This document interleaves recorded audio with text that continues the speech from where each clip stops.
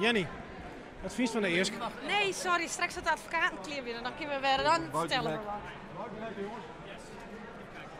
Taakstraffen tussen de 120 en 150 woorden voor Jenny Douwers, 240. Ja? En Ian Sijsman de zelfstraf vanwege een veroordeling. Oké, dat is nou net misselijk. Aan de zware kant. Er zit er geen voorwaardelijke grens op die werkstraffen? Met taakstraffen ben toch? Ja, taakstraffen. Ja. Nee. Dus 100, hoeveel woorden zijn je? 100? Tussen de 120 en 150 en 2 keer 80. Oké, 3 weken. Nou ja, wat maakt het maakt. Ik hoop dat de ankers daarmee afweven vanzelf. Want ik vind het waardeloos. Ik vind het een klein beetje belachelijk dat mensen zo officieus raken. Ik ben gewoon ook zwart, maar ik heb er geen probleem aan. Gaan we ook laten kinderen zeggen, ja, Sinterklaas bestaat ook niet. Ja, de Paasjes bestaat ook niet. Ik vind het gewoon een traditie en ik heb er niks mis mee. Om het maar even aan te gaan, jou had de camera, ik had papier.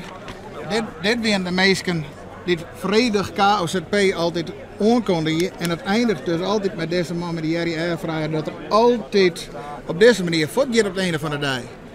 En dat de justitie en de burgemeester dit risico nemen voor. Dat we als burgers dat wel snappen en dat jullie dat net snappen. En ik hoop dat je dit nou wel uitstuurt. Want het is compleet ongerechtigheid wat je bart. Nou, ik vind het al pittig. Eerlijk zijn, ja. Ik vind wel waskoring. Ah, jong. Ik vind eerlijk zijn, ik wil een enorm groot circus en ik denk, waar het ook gaat, dat gaat het net om. En ja, ik vind 4 uur de top. En ik denk dat justitie nou even niet heel wil.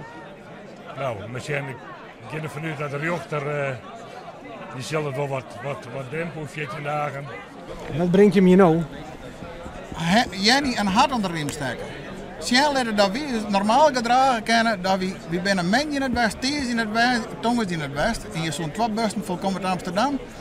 Ben het kwam, een jaar dat we zeiden, wie bent er, dan ben we er. Van ha, om een hart onder de riem van, het is net alleen nog die 34, want die hele dag winnen er maar 100 man op paar. Je hebt 34 hadden hier in het hokje en die moeten naar boete voor de dieren met heel Friesland dacht.